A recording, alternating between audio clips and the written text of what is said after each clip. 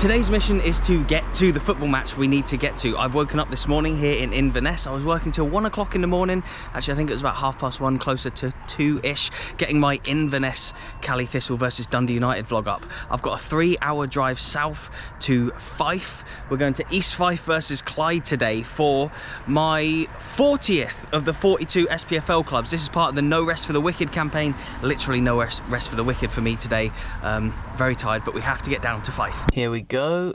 2 hours 49 minutes. Let the journey commence.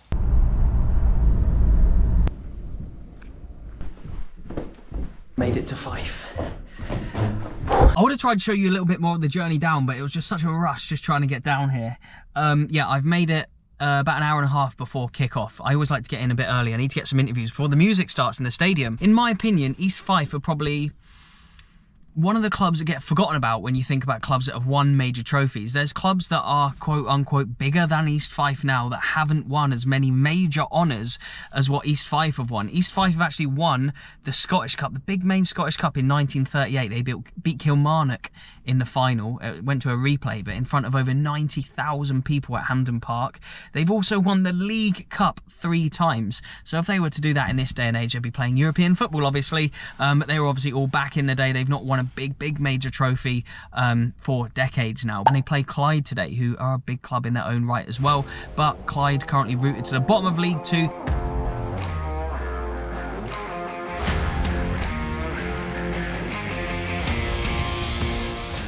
Liam Anderson, I'm one of the directors here with responsibilities for media and player liaison. What could you tell people about East Fife that they maybe don't know about the club? Oh, that's a difficult one. Our history is well documented, going through a wee bit of a difficult spell at the moment, but ever hopeful. You know, you don't be a football fan for a lower league team and not have ambitions or hopes. So yep. Something about us, well, we were the first team to win the League Cup 3 times when it first was introduced. We were the only, up until Hibs won the Scottish Cup, we were the only team out with the top division in Scotland to actually win the Scottish Cup back in 1938. Whilst not being a top division team, is that right? Oh, so you weren't a top division team when you beat Killie? Oh, right, okay, yeah. The League 2 at the time. Yeah, and that's the ball from the final? Yeah, wow. The ball from the final. Wow. Which somebody reportedly stuck up their jersey and it made its way back. Nice. It's where it belongs. It's where it belongs. Caroline, you are the stadium announcer. I am that. Here at East Fife. How long have you been announcing things here at the stadium? This will be coming up for my 20th season. 20th season. Doing East Fife. I started here when my son was 5, he's now 26. And what's the greatest thing that you've seen here in those 20 years? What's been like some of your favourite moments? When we beat Stenhousemuir 7-0, all goals come in the second half. So it was 7-0. Yeah. 0-0 at half time? 0-0 at half time, then 7-0 at the end. I got invited along to the BBC studios. Yep. And I was interviewed by Off the Ball. Oh, amazing, yeah. So I was interviewed by them. Oh, cool. I was interviewed by Sky Sports as well. This is the most decorated club in Fife? Yes. In terms of major trophies? Which yes. I guess people may not know. They'd think it would be Dunfermline or Wraith Rovers, wouldn't they? But actually, it is East Fife because of your 3 League Cups and 1 Scottish Cup as well. Yes, we've got the Scottish Cup, yes.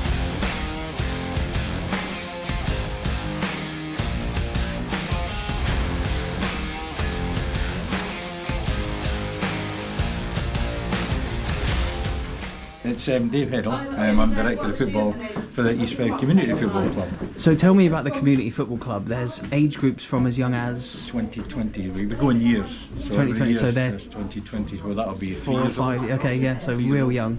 And there's a pathway for them to get into the under 20s eventually. They play every year. And they just move up and up and up. Some of the years we've got 2 or 3 teams. Because of the number of kids we've got here. There's about 600 kids play here. Wow. So on a Monday to Friday night, that pitch is full from 4:30 right up till 9:30. And I was speaking to a couple of fans earlier, and they were saying about how leaving the old stadium, it lost a bit of the atmosphere and stuff, which is understandable. A lot of clubs move from their old classic homes. Look at like Falkirk, for example, Brockville. Sounded like an amazing ground. I was never lucky enough to go, but they've gone to their new stadium, maybe lost a bit of atmosphere, but It was. Would you say that same here? it's benefited you though because of the community aspect, right? Well, for the community side, we can play on that all the time. Exactly. Yeah. So it's, you know, even last night, the under-20 game here, it was quite frosty, but we can still play. So it's on that. You take the atmosphere is maybe not there, but it benefits you in other ways. And there's some players playing in the squad today who have started in the community. Yeah, is that right? Our hit rate's pretty good actually. Okay, yeah. For a club this size anyway.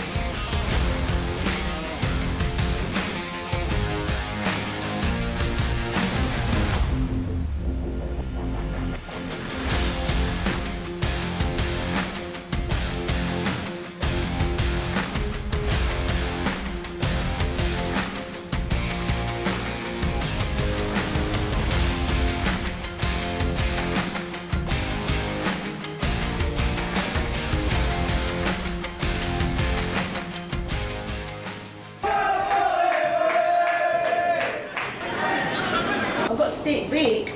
Sure, we'll go for one. Yep. Coffee, please, yeah. It was an early start this morning, so we got a coffee, and it's a steak bake. No steak pies left, but a steak bake. I haven't had one of these at the stadium for a long time. Found a quiet corner, look at this. A sunny day, a cold one. But let's try the steak bake. Oh, actually, hang on, East Fife go forward here. Oh, they've hit the bar! Nathan Austin! He scored! Oh, just as we were going to tuck into the steak bake. That is perfect timing. I was going to mention Nathan Austin, but now's a better time than any. He's scored a lot of goals on his channel for Kelty Hearts. And look at that. Right, let's celebrate the goal by tucking in.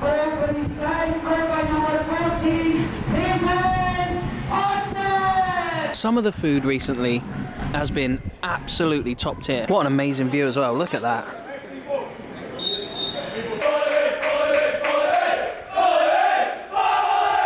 So Clyde, despite being bottom of League 2 and currently losing away to East Fife, and they're a huge club as well, they've been a top tier club for a lot of their history and have had some massive players. They still get a great crowd of people who come week in, week out, home and away.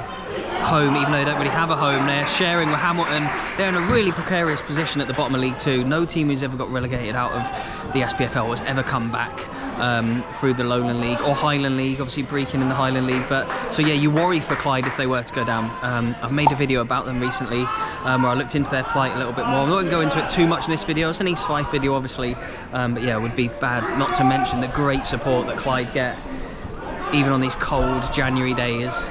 When they're bottom of League 2, these guys have probably been coming for years, whether that be Shorefield or Broadwood or Hamilton. I'm sure they shared at Thistle as well. And they're away here at East Fife and they're losing.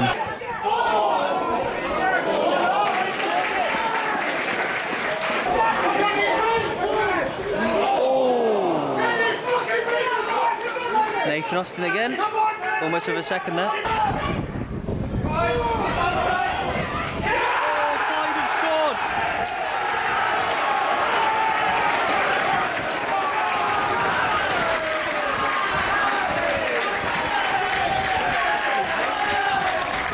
Oh, you missed the goal. Missed the goal.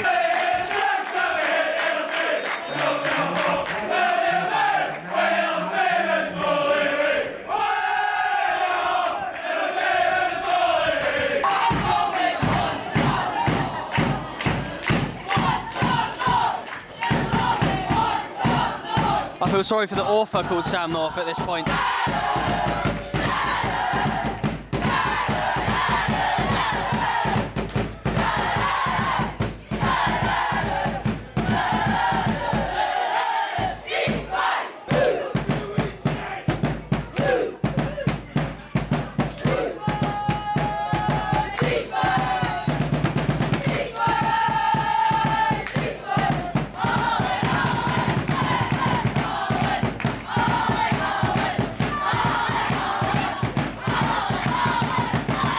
Who's your favourite East Fife player?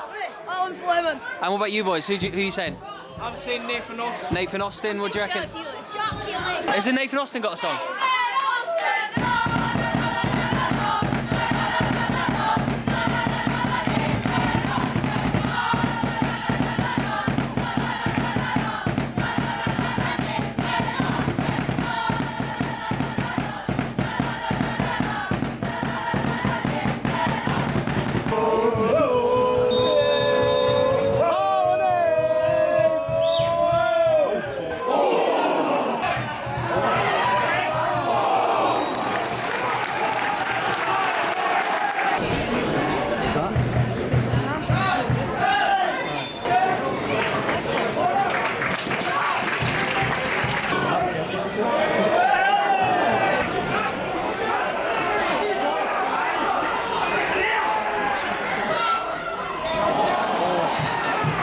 into stoppage time now, and that's a good chance for East Fife at the end there. It's been a scrappy game this second half. A lot of individual battles on the pitch, and things like that happening. Oh, see, look. Oh, it gets desperate at this time of the game, doesn't it? The players get tired. Oh! Mistakes happen, fouls are made. There cannot be long left now.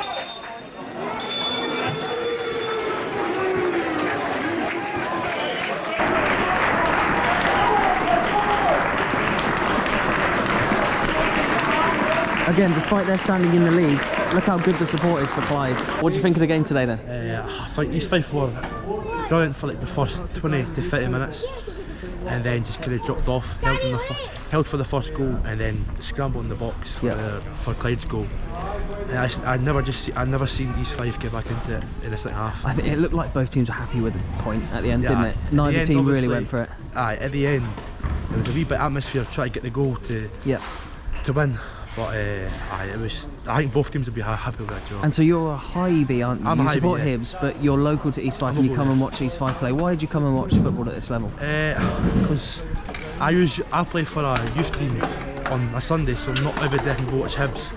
So on a Saturday I come like some local, like Kitty Hearts, East Fife, even some like. It's fun, isn't it? Coming to watch football at this level? It's brilliant. Would you recommend it to people who maybe not done it before? 100%. Nice one, mate. Nathan, good to see you again, mate. It's been a while. It was your Kelty days, I think, when I last probably spoke to you.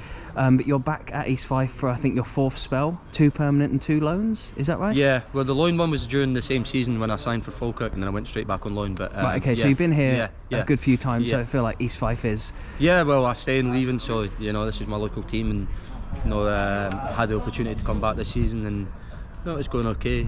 Scored a few goals. Could have been more, but overall, I'm happy being back. And the league's really tight at the moment this year, isn't it? Particularly the bottom 5 teams or so. I think we came into the season probably the favourites and just didn't get off to a good enough start. And when you've got younger players, maybe a little bit of inconsistency, and sometimes they're brilliant, sometimes they're maybe not the best. And myself maybe not been on red hot form, so overall a little bit disappointing, but I think we're on the right tracks after the last few weeks. And I've now got 2 more games to see in the top 4 leagues. This is my 40th stadium. Right. What are some of your favourite grounds to play at? I always liked playing at Tannadice.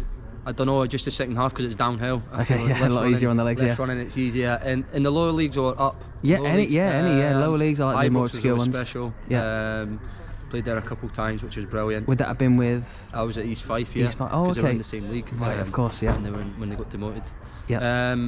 Falkirk Stadium, because obviously I played there, I liked it, and they've redone the Astro, so it's better now. And maybe one more, I would say. It's tough. Put you on the spot. Yeah. I'm going to go with Dunfermline because I've scored a few winners there. What a welcome I've had from East Fife, one of the friendliest clubs, the people behind the scenes, people who have been on and off camera today, even the little ultras in the corner up there. Yeah, great bunch of lads. Everybody I've met today, super, super nice. What a cool club. If you're into ground hopping, or if you're ever coming to Scotland, or if you're from Scotland and you've never been out this way before, make sure you come and watch a football match here at East Fife. So it's actually a really, really nice ground as well. And particularly some of them shots, and if you see my Twitter or Instagram posts, I've got some great pictures as the sun was just peeking up over the stand behind me. The only thing is there's no stands behind the goals or around the other side, so it's literally just that one stand. And it reminds me of Dumbarton Stadium. If any of you know Dumbarton Stadium, it is one stand as well, same colours as well. This feels like Dumbarton just without the rock. Both teams are probably happy with a point at the end of it, but this is 40 out of 42 now, and it's the end of the No Rest for the Wicked campaign. I've had an amazing time filming it, and a huge thank you for all the support, everybody, and for everyone who's liked all the content and shared it and commented and stuff. It really, really means a lot, and I hope that you like these videos, and I hope the SPFL like them as well. And it's a huge team effort on this channel, I say it all the time, but yeah, huge thank you for all the support. I hope I can keep covering Scottish football for you guys, and that you all keep enjoying it. Yeah, I've got Montrose and Peterhead left. Let me know where I should finish it off. The floodlights are going off. That means I should probably leave. A huge thank you for watching. Do remember to check out the SPFL YouTube channel. This No Rest for the Wicked campaign has been so fun. But yes, ground 40 out of 42 complete.